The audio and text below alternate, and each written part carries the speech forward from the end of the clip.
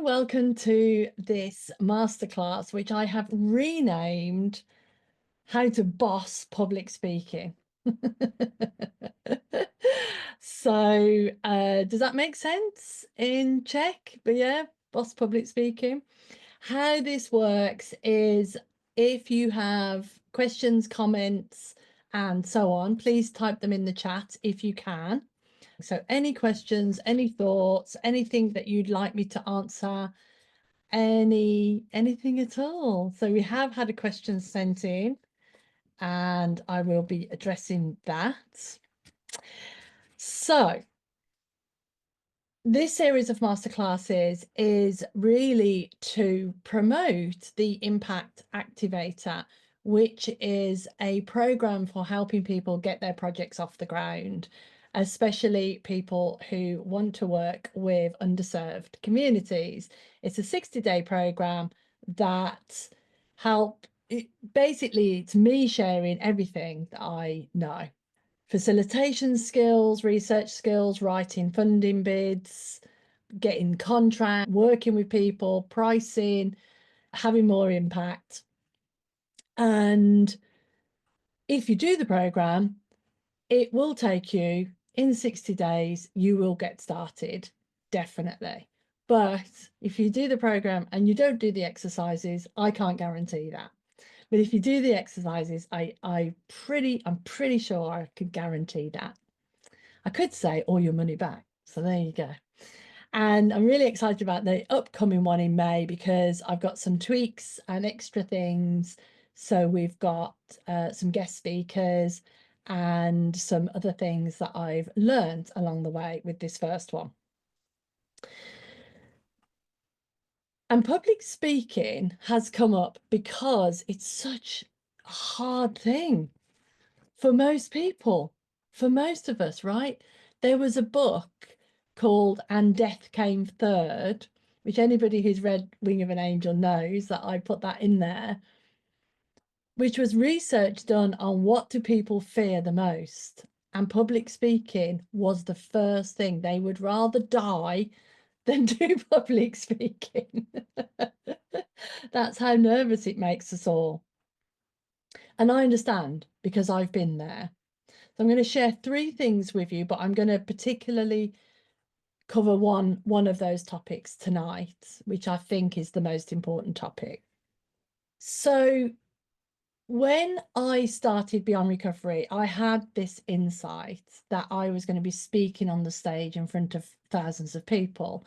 And I thought, well, I actually said, you've got the wrong girl. That thought isn't for me. But the thought was very persistent. And I'd had experience where I was so nervous I didn't get a job because of my public speaking skills. For instance, it was a day long, I forget what they call them now, but it was a day long thing where you did leadership stuff and you did all these activities. And at the end of the day, there was this little presentation that you had to do. And I had got my head around it and I thought, yeah, I can do this presentation in front of 5 people. I'm sure I'll be okay. And I had my little notes on cards. And then we were all outside and my maiden name is Bennett. And we were all outside. There was 20 of us. And they said, right, we're going to go in alphabetical order. So I was the first one. And then they put this little Madonna microphone on me and I walked into the auditorium and it was an auditorium at a university and it was full because it was during lunchtime, and what they'd done is they'd invited all of the other faculties, and so there were just people, like hundreds of people it seemed like to me, eating their crisps and, you know, chatting and drinking their coffees and everything. And I was just absolutely petrified. And I had my notes in my hand and I was literally like this. It was terrible, terrible, terrible. And they phoned me up afterwards and they said, what happened? You were literally the front runner. You were so good at the leadership skills, you were good at this, you were good at that. And then you completely flunked. the presentation, what happened? I said, I can't do public speaking. I'm petrified. So I didn't get the job. And there was a few other stories like that. So I decided I can't do public speaking. But when I had this insight, it was so persistent. I thought, well, I better do something about those nerves. And this is the first point, really, is I put myself forward to every possibility of speaking in front of a crowd. So at networking events, at presentations, anywhere for a year. I just said, if somebody wanted somebody to speak, I'd say that would be me. I asked for it. I still hated it. I still was nervous. Now, I hope this translates. I've recently read this line and I love it. Fear is wetting your pants. Courage is doing what you need to do with wet pants. Right? And that's how I see when we're really frightened of something, but we know we need to do it for some reason. We know that it will grow our business, or it's an insight, or it's useful, which it always is. Then the courage is doing it anyway. And so the practice is so helpful. You can't get unfrightened without the experience. And the second part of that is, if you've done one event and it went well, and then you've done another event and you froze, that's two events. That's nothing, right? Are you expecting to get in the car and drive the car perfectly the second time you drive the car? Are you expecting to create a masterpiece the second time you put paint to paper? Are you expecting to write a book the second time you write a story? No. You know, with these other things that you need to practice, you need to learn, different things occur. So if you want to do public speaking, you want to get over your nerves, you have to have the experience of it. You have to practice. You have to put yourself out there. There's no getting around that. You can learn all the tricks in the book, but you still have to do it. Now, I did a load of NLP. There's a thing called the Circle of Excellence, where you put yourself in the Circle of Excellence and all of those things, but they didn't work well for me. I still felt petrified. And I felt that way for a long time. But eventually, I started my social enterprise working in prisons, and I ended up being invited to speak in front of 1,000 people at a conference. And I was petrified, of course. And I wanted to bring someone from prison with me. So I did all these things to try and bring this person with me. And he couldn't come. And I ended up getting him to write a letter that I would read out on the stage. Now, at that time, I had a panel. So there were 3 other people with me. And then I had this letter. So first of all, I'm stood at the side of the stage and there are 1,000 people in the room, so many people that they had screens projecting you to the back of the room. And it was all completely petrifying. And, you know, hand on heart, I wanted to die. I really thought, this is ridiculous. If I just run away now, I never have to see these people again. That will work, you know, that will be all right. And I didn't, obviously, but I didn't do anything to move the thought, because at a very foundational level, I knew thought passes on its own. You have a different thought when you're in a different state. So at a foundational level, I knew to ignore not take my thinking seriously. I could have the experience, I could be sweaty, I could be dry mouth, I could be all of those things. But at a sort of deeper level, I wasn't taking that seriously. So they announced me and they called me onto stage. And then I had my panel, and my panel all did amazing. And again, we were, you know, we had these little Madonna microphones. And I noticed that I so cared about my panel, who were people who had worked with me and a facilitator, and they were all so nervous. I cared about them so much and wanted to encourage them so much. I forgot that I was nervous. I just forgot. So I was clapping them and, you know, smiling at the audience and being all enthusiastic. But then it came to my turn, and we all had chairs at the front of this audience, and I had to, you know, get up with my Madonna microphone, and there was a podium. And of course, when you stand up, you suddenly see all these faces looking at you. All the nerves came back again. And I had my letter in my hand. And the one thought that came to mind was, the message is more important than how I feel. And so I knew I had to just get over myself.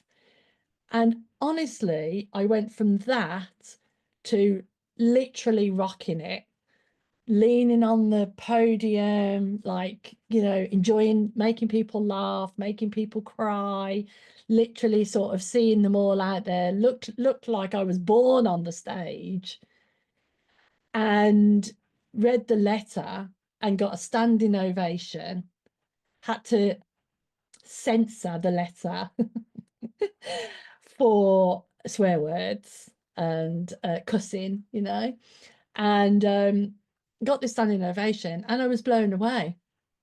And then I was on a high, you know, then I wanted to do it again.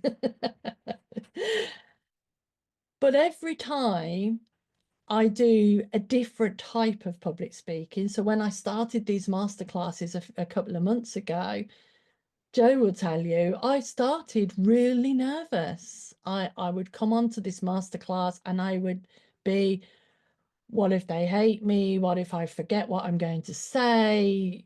What if I sound rubbish? You know, all the things that go through your head.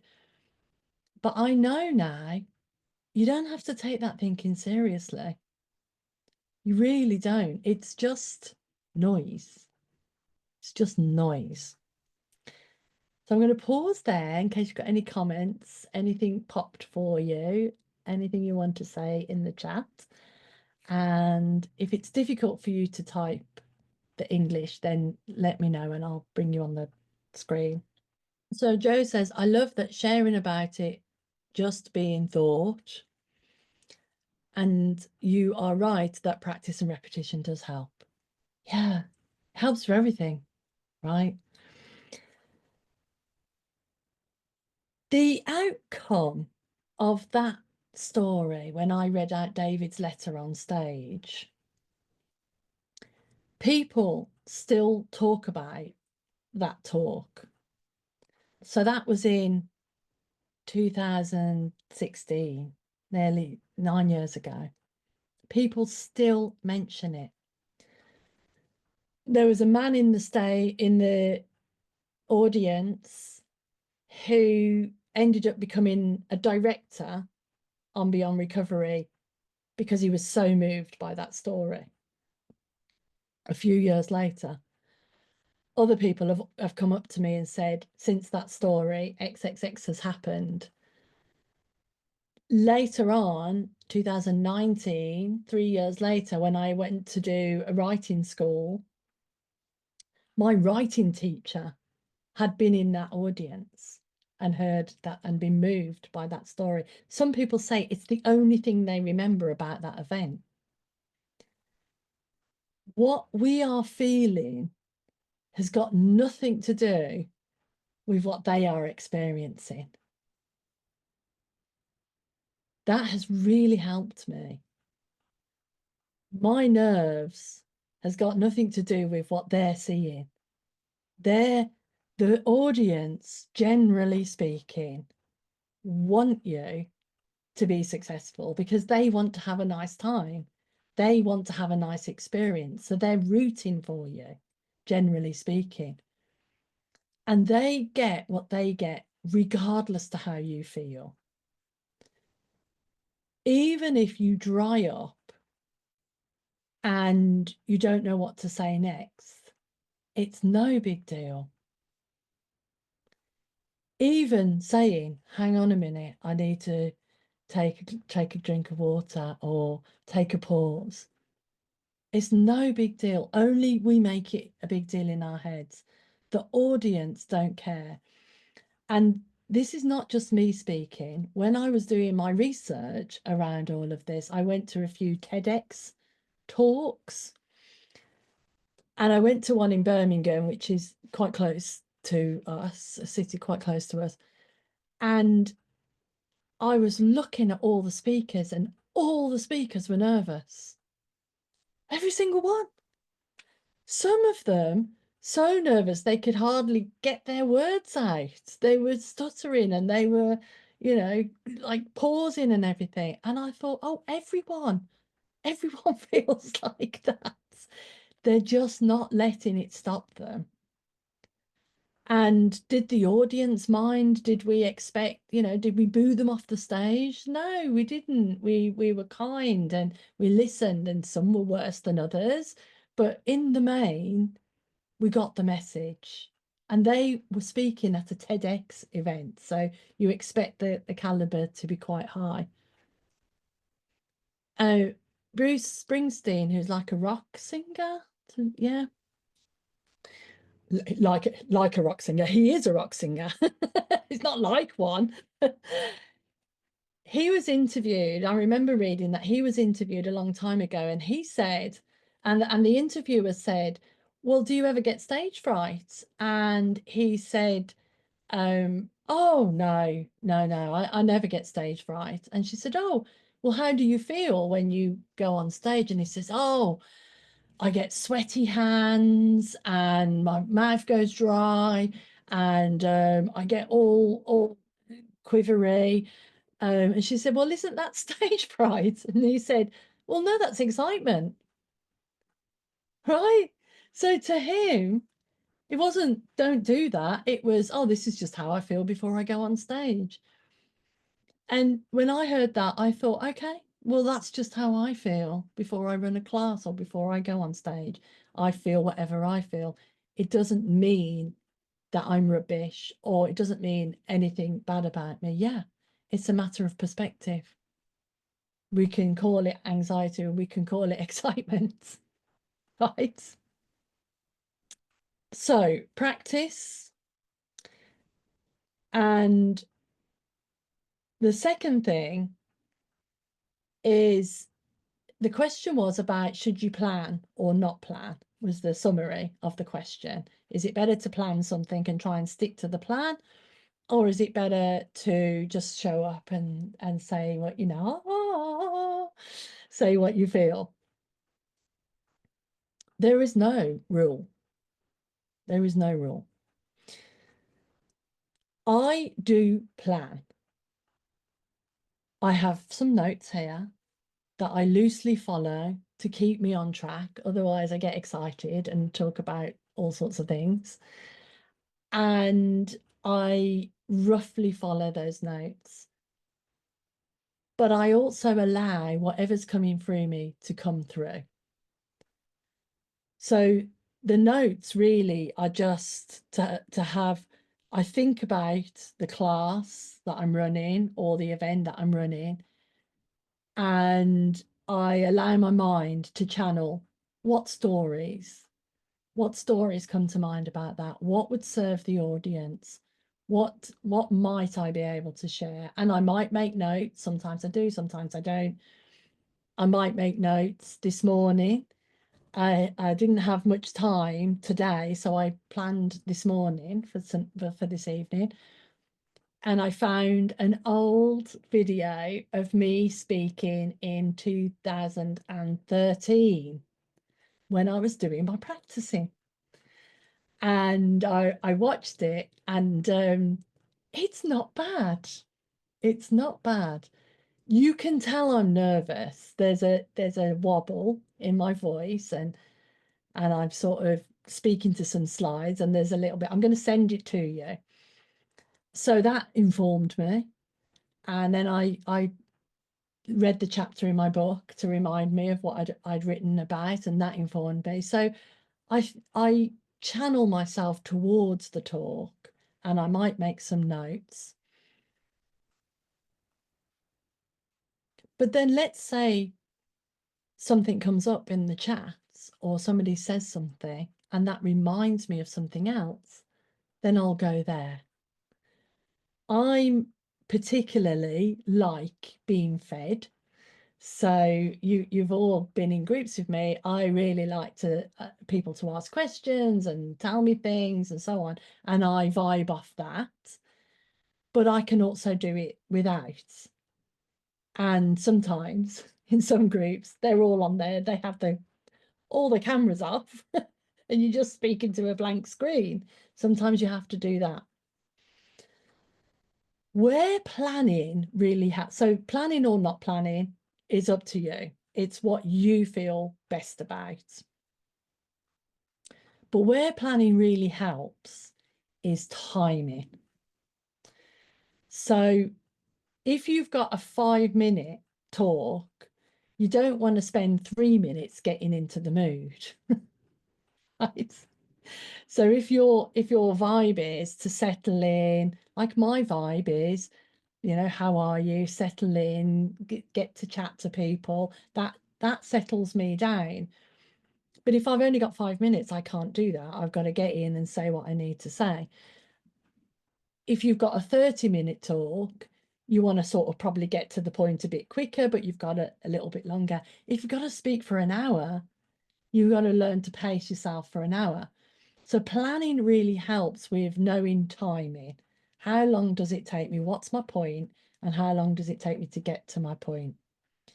And one thing that helped me with that is a stand-up comedian who came to do a talk for us.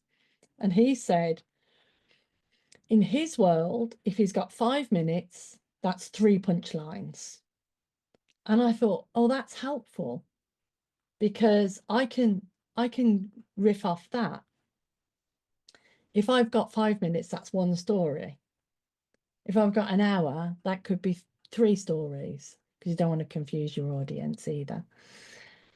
So that I use that as a rule of measure of how long do I want to take to talk about this subject. Now, if you've got engagement, it's going to take longer, and if you haven't, it's going to be less. So that was helpful. Some people I know hate a plan. Derek Mason, who you probably all know, he hates a plan. If you try to plan with him, he gets worse. He gets more nervous because he's thinking about it. He likes to just show up and say whatever comes into his head, which is great. But other people don't like to do that. And as I say, it's both. But the plan helps you to have a theme. I like a theme, right? And the planning for me is about, oh, what story comes to mind about that could illustrate that for people, which is going to be my third point about storytelling. So, any questions, thoughts, comments, hearts? Yes, Marcella. Marcella's good on the hearts. That's it. Yes, Gabby. Ah, thank you. It would be okay for me if I am nervous before, and then when I come to the stage and I start to speak, then it would be nice. If I can rely on this, then I would be happy. I can be nervous and horrible and everything, but if I know that when I am showing up on the stage, then it will come something what I can speak, then I could take it. Yes. it was, for me, it was opposite. I was like, okay, before. And when I came to the stage, then nothing was coming. It Yes. was horrible. Mm. Yes. But okay, maybe it's, as you said, just training. Well, I have a different answer to that, which is you need to get yourself okay with being nervous when you speak. Mm. That's the bit. You're putting expectations on yourself of, oh yeah, if I can be nervous beforehand, fine. But when I'm speaking, I want to be, Zen-like. Whereas actually you don't have control over that. You can't control that. So I would say be okay with feeling like that. And the more you're okay with it, the less you feel it, or the less it lasts. Let's put it that way. The more you're okay with it, the more that you just don't take any notice of it. You just feel like that, so what? And your message comes anyway then, instead of it stopping you. Does that help? Yeah. You don't like the answer, but you know it helps. Okay, I know it's true. I get it. Yeah. I have a few questions in there that I'm going to read out, but I remember one from earlier. I spoke to somebody earlier who couldn't be here, and her problem was she was afraid of freezing up and then nothing, and then being concerned about that. And what you've just said there, Marcella, when you stop fighting it, it stops fighting you back. Yeah, giving you a hard time. Absolutely. Now, what I said to her was, I saw this on a medical drama. Oh, here she is. I'm just about to tell your story, Alfie. I'm going to find out if it worked.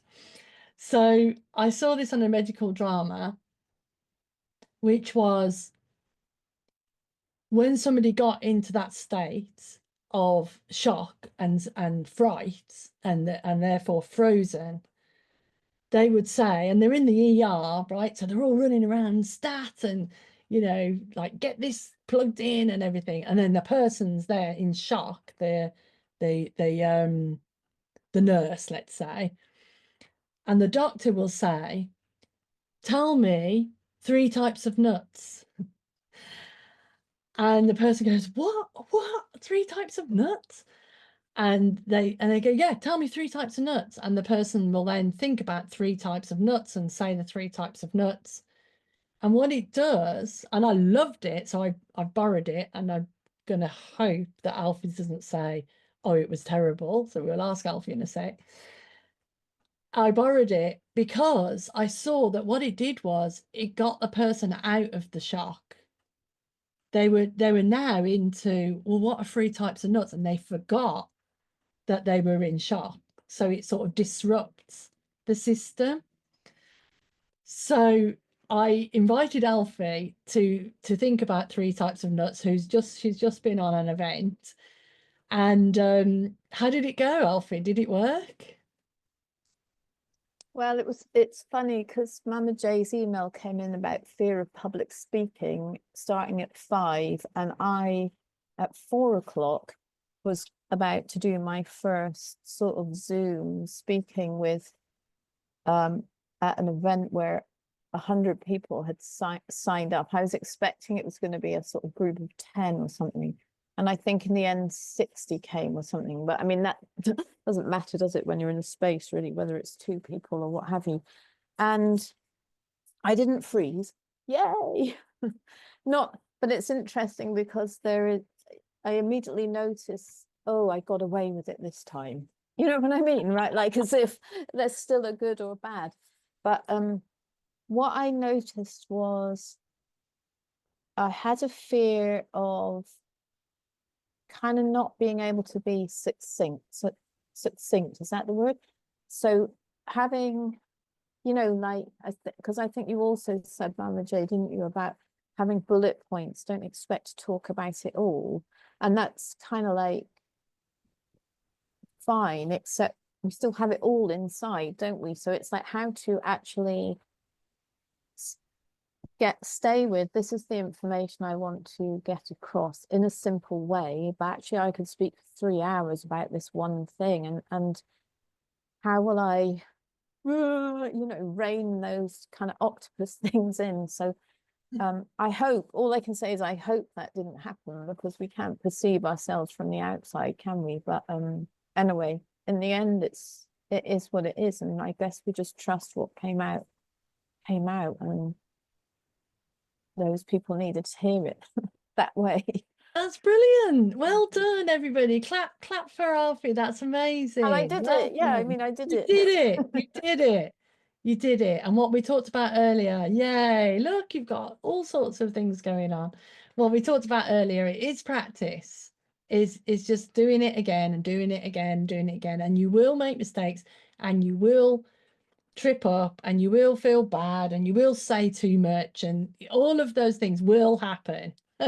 So you might as well accept they're all going to happen, and it doesn't matter, because all you do is you improve, you level up 1% every time.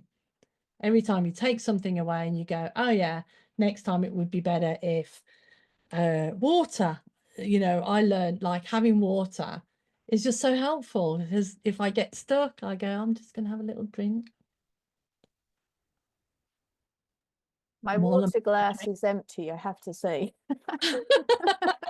at the end. But that's okay. Taking a moment to just re-ground yourself. Bring yourself back. I still have to do that. Bring yourself back to the moment. Let's have a look at what's going on in the chat. Joe says, my question is about ums and ahs. You're really good at not doing them. Was that practice, slowing down, or something else? Great question. I still have to edit out too many ums and ahs, but thank you for thinking that I don't say too many. In 2020, I started running, and at the end of 2020, me and my son started a running channel on YouTube. And the first 3 videos, I did them 3 videos back to back and uploaded them without him. And then later down the line, he helped me with editing. And there were so many things wrong with those videos. For a start off, they were running videos and I was sat down. So that wasn't good. But the biggest thing that we both noticed was how many ums I used to say. So I would be always, right, so, or constantly. And I didn't want to do that. So he could edit them out, but what I realized was it doesn't make you sound very confident, and it can get in the way of the message. So I wanted to train myself out of it. And you are spot on. The training that I found on YouTube said, instead of say a word you don't want to say. So I'm going to try and think of not too an offensive word now. Light bulb. So every time, instead of saying say light bulb. Well, I thought that was silly, because then I would just be saying light bulb all the time, and I didn't think it would work. And it was worse than that. It was like, say something like F-U-C-K or something. But in my research, what I realized was when you or ah, it's because your brain is going too fast, and or it's not going fast enough, and you're trying to find yourself. And slowing down is how to get around that. So you might notice my speech can be slow. I will slow right down, and it's very deliberate. It's because I'm thinking of the next thing to say, and instead of umming, I just slow down. And nobody minds that. Nobody even notices that. It does mean that I have to sometimes edit out some gaps when I'm producing the video. but it doesn't sound as bad even if I was to leave those in. So it's definitely slowing down and practice. And they will slip back in if I'm not conscious of it. I'll find myself, oh yeah, that slipped back in there. But I'm not overly perfectionist about it. If it happens, it happens. Jakob. Hello, Jacqueline. Hello. I am quite along here with one question. For me, when I am speaking, it's quite important to have a good connection with the audience. Really feeling that we are in the flow, and it's really supportive for me to feel that we are together. And the question is how to deal when I feel that we are not together. That it's not flowing. I feel that the weird faces are looking at me, and yes, there are some things coming to me. I was thinking that there can be one thing why I am speaking and why I am sharing. If I am sharing my story, and for me it's important to share it because there is a message. For me it's not important how is the reaction, because there is something strong coming from inside and it's needed to be shared. But I know as well situation, and I know as well that you had some situation when I am sharing some project, or I have it can be as well to go to my head in school and share that I wish to have more money. And it's as well speech, and there is a goal. One goal is like to hear yes, and another goal is to be calm, to be authentic. So I am finding some answers, but I still would like to open this question, how to deal with the situation when I feel that there is not good connection with the audience. Great question. How to deal with it when you don't feel like you have a good connection with the audience.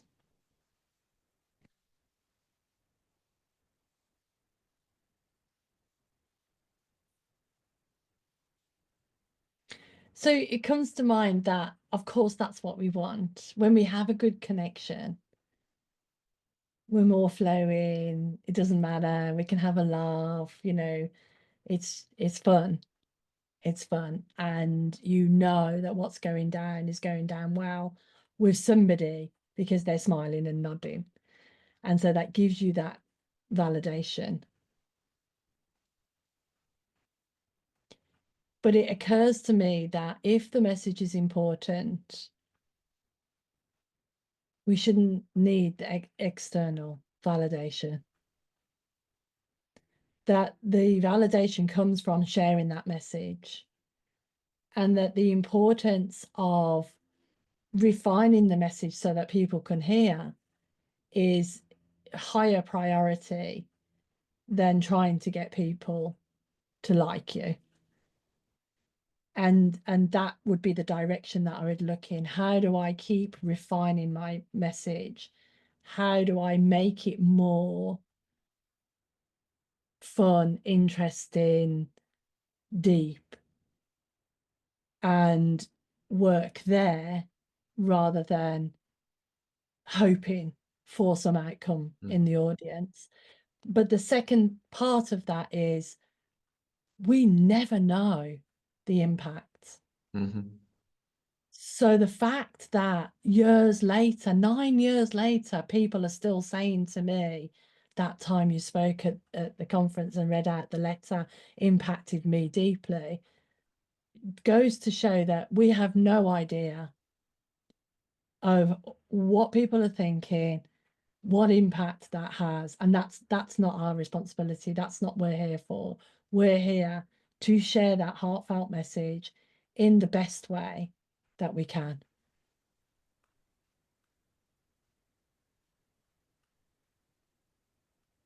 Yes. Yes. there is still, if you feel that it's not flowing, I'm sure that that we all know this feeling. If yeah, I know that I'm quite sensitive, and of course I can think what's behind the face of the audience, and I don't know. I know that sometimes it's for me possible to say, I feel now that it's not flowing. Yeah. And Yeah. or something like, are you with me? Or Yeah. yeah, like to, if I feel that something is in space, like to make it I don't know the word now, like to make it welcome, like it's maybe here, and to allow that it can be there. Yes, absolutely. That's like having a drink of water. There's many times in my masterclasses where I have noticed if you get sensitive to where you're sharing from, I start to notice when I'm in my head, or when it's too energetic or too like this. I notice that, and I see, oh, I've gone off my flow. I might be having fun still, and people might still be enjoying it, but I'm not grounded. And that's when I bring myself back. And people who regularly attend know that I will say, hang on a minute, I've gone off my flow there. The greatest tool for me has been giving myself permission to stop and just reground. And I've done that in front of prisoners who are very intolerant, I have to say, and they get very loud and very noisy very quickly. And I've said, oh, hang on a minute, I've got off track here. And I completely tune them out. They all start leaping about and getting all chatty and whatever.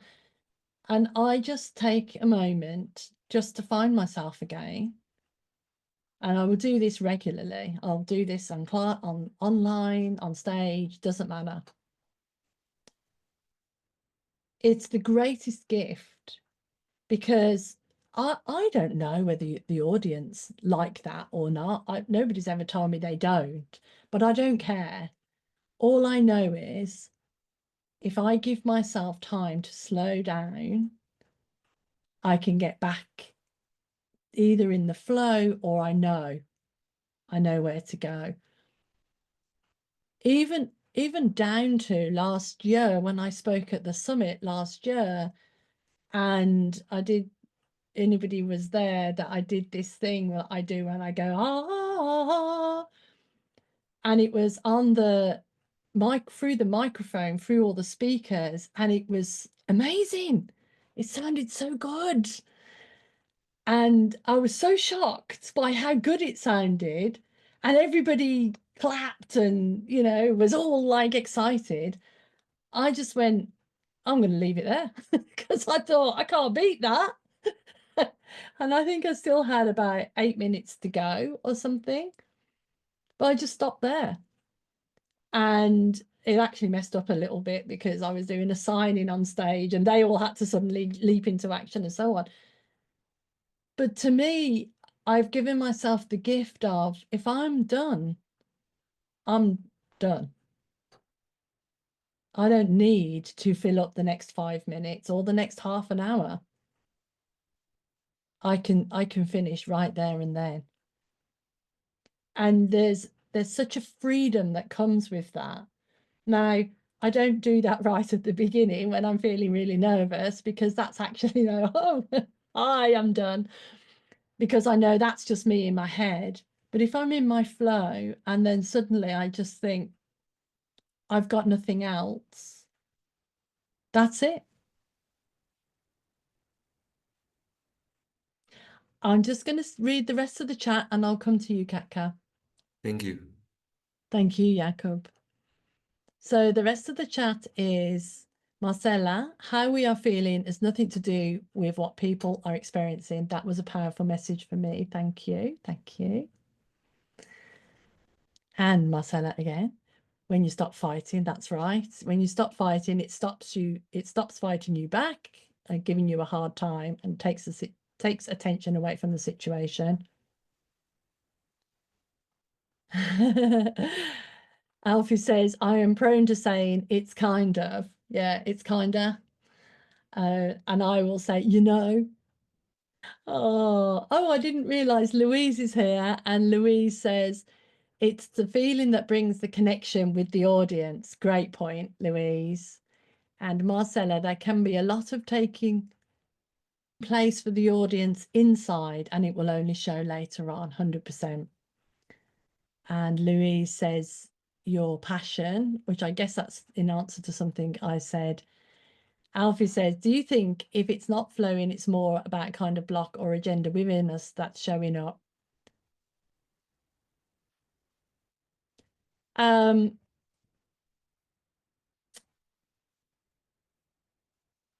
No, I think if it's not flowing, we've got in our head. Yes, so it's an us thing. It's not the audience that's wrong. That's right. The audience is a mirror that I'm busy or out of my thingy. I just noticed in my question that I've put kind of in there as well. You'll notice it everywhere now. Katka, you have a question or a thought? I wanted to say that surely practicing is very important. I realized that every time I do something for the first time, I feel nervous and excited. When I do it the second and third and other, so it's better and better. And the thing that I realized during the talk that helped me with being anxious to realize why I am there. That's not about me. But you know, I had a period that I was I feel very strong fear inside, and I was always anxious about that I will look stupid, that I will say something bad and something wrong and so on. And when I realized that it's not about me, but about the thought I'm going to share or the story or whatever, it helped me to move from the fear, because it was not about me. It was about the message. Yeah, And beautiful. it changed the situation inside. Yes, 100%. Yeah, I love that. Okay, I have one more little thing to share with you that is quite important. The headline is telling stories is the most powerful thing you can do in any situation. Telling a story that's happened to you or that has happened to a client or that you're aware of. People respond to stories at a visceral level. And I realized this from an event in that year of I'm going to speak everywhere. As I like to say, I will go to the opening of an envelope. I went to an event in a posh area. I didn't feel like I fitted in because they were all posh ladies with proper outfits and jewelry and, you know, designer handbags and stuff. And I never thought I fitted in. but I liked some of the people there, so I used to go along, and it was a really nice breakfast. So I used to go there, and I was speaking there, and I've spoken there a couple of times, and it was fine, you know, it wasn't anything special. And I think you only got about a 5-minute slot. And one of the ladies was a piano teacher, and I was having piano lessons from her. And so this time with my speech and with all the other speeches, it was a business networking. So it was coaches trying to get, or I was a coach trying to get clients, and there were other people trying to get clients. So I always did stuff about the inside out, and, you know, all of these type of ephemeral things. So people didn't find it that interesting. And this time, as I stood there really nervous, holding onto the table, I told them why I was having piano lessons and how I loved and dreaded the feeling of being a beginner. That my husband said to me, you know, how was it? And I'd say, oh, I was terrible. It was terrible. This and that, you know, can't get my fat fingers on the keys, whatever it was. And he would say, why are you doing it? You seem to hate it. I'd say, because I like the feeling of reminding myself of what it's like to be a beginner. Because as a beginner, I have more empathy for people who are struggling. As a beginner, I have less assumptions about life. As a beginner, I'm more open, I'm more playful, I want to learn. So I like to do things that remind me of being a beginner. The whole room stood up and clapped. And I had a line of people coming up to me afterwards, wanting to talk to me and wanting my business card. And what I realized is people love stories. And when you tell a story very simply, you give them a little bit of, you describe it so they can feel it, they're there with you. You describe the emotion so they can feel that. You go there. You go to your story. You feel. When I tell the story of the insight in the park, I'm in the park feeling that moment, that sun on my face, and that love coursing through my body. When you do that, they go with you. And it doesn't really matter what you say. They feel something. And when people feel something, their life changes.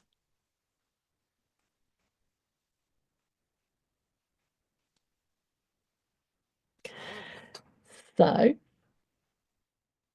I would love for you to put anything in the chat that you want to put. What is your biggest takeaway from today? And if you're watching on the replay, you can put it in the chat as well. And I would love to have you on the Impact Activator if you would like to have a discovery call with me to see if it's the right fit for you. Then set up, let's do that.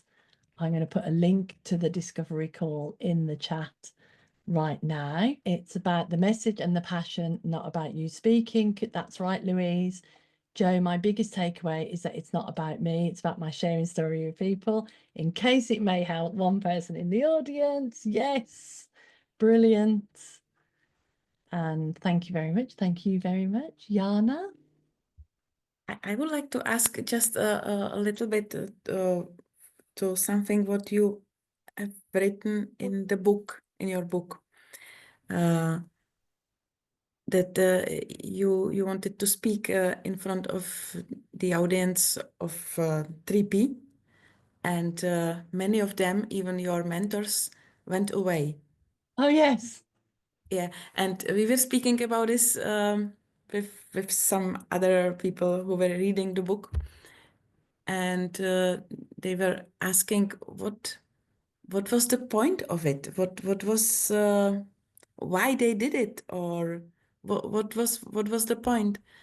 And I was thinking, I don't know, I was thinking that it is like a test for you, that you should go on, even they are leaving the room.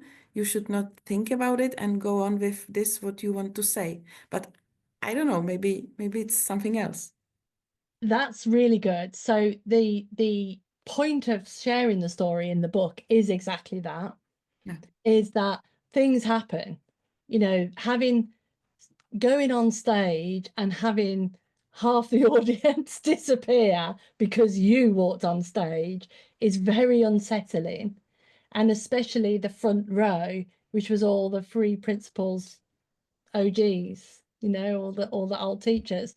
They all walked out the room when I walked on stage. The point of sharing that is that it doesn't matter what happens. That can happen. You have no idea why that happened. I didn't know why that happened until afterwards. So I just had to carry on anyway. Remember what I said at the beginning? Fear is wetting your pants. Courage is doing what you need to do with wet pants. Okay, well, that was me in that moment. And anything can happen.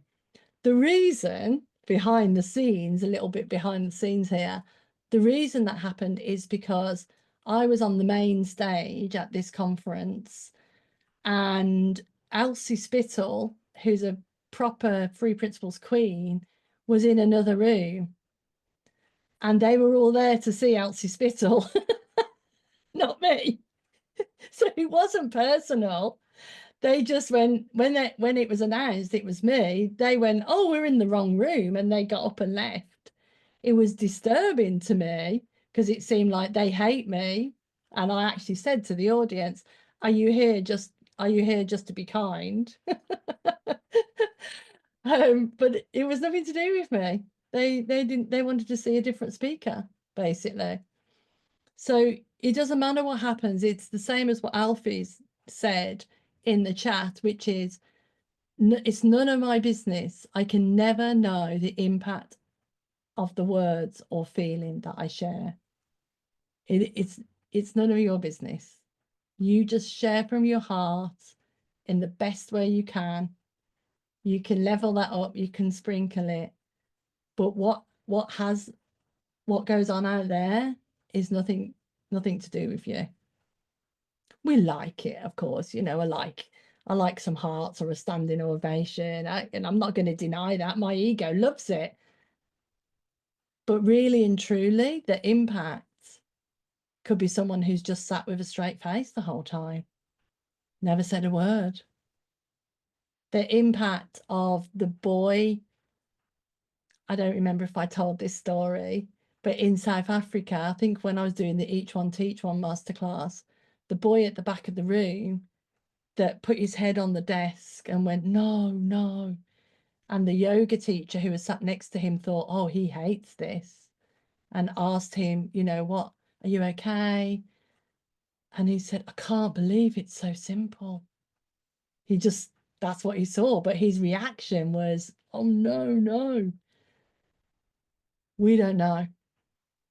Thank you so much for coming, and thank you for watching the replay. And I'll just read out this last thing because it's so nice. Thank you, Jacqueline. It was a very powerful session today. Interestingly, I'm working on my transformation story just now. As the principle says, saturate all your senses of your readers, meaning allow the audience to hear, smell, see what I heard, smelled, saw. Absolutely. Just want to share with you love. Thank you. I appreciate you doing this, and love listening to your calming voice and profound wisdom. Oh, and Gabby reminded me again that practice is important. What I already know, fear hides it very often. 100%. Amazing! You've been an amazing audience. Thank you so much. See you next week. Bye.